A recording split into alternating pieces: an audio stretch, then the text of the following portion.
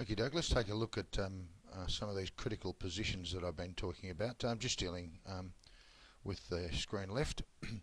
I like to work on the inside of feet to match outside of shoulders for any full swing, be it a pitching wedge or a driver. In essence, it's the same mechanics in full swing for both those clubs I just mentioned. However, as the clubs get longer and shorter, there's a difference in ball position, obviously, and also in weight distribution. So inside of feet, outside of shoulders. Notice how the model's got an umbrella down here as an alignment aid. From the back view, this is a very, very important angle as far as posture is concerned, to get the pelvis in a position where it can actually do a very critical move. And this, as I said, relates directly back to the fit of equipment.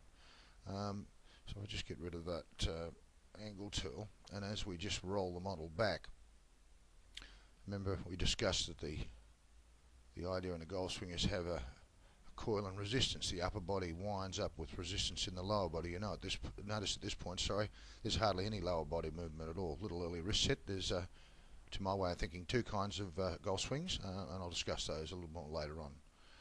As we wind up now, getting back to the top of the swing, again, notice the resistance here. Now this is a very critical position. Most people are obsessed with drawing the golf ball. If you don't get into this position, you won't achieve true draw. As you can see, his spine angle's a little tilted in behind the ball. Some are more than that, some are less, but none ever get forward. And you'll notice how the hips here are level. So as we discussed, he's wound the upper body over the lower body with resistance for the backswing. So as he starts down, if I just place the cursor on the model's left hip there, so he's not quite to the top of the backswing. Notice the little nudge of the hip here, the drive, getting way back onto the left side. Now this is where we get into a real critical position here. This is another critical that I speak about. This right elbow, right side. I can show you any amount of elite performers of the game of golf and they all emulate this position.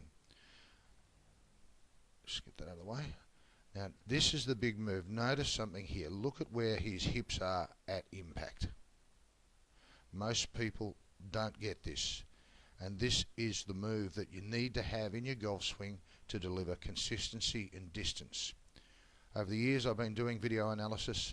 The most common thing I see is people's hips are basically at where they were at address, at impact. And as a consequence of that, their left arm breaks down, they stand up, and I'll give you an example of that in a moment, and they don't have the ability to release the golf club. And from there they have a whole myriad of bad shot making occur. Fat shots, skinny shots, pulls, blocks, snap hooks, all related to this move. Very important you understand that. Now as we take him through to finish, notice how he rolls up onto his right toe, for the right hander of course. Nice high finish, and most importantly, in balance. That's an overview of those few key positions.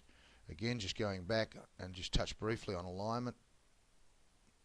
You'll notice here that the model is set to hit the ball off in that direction.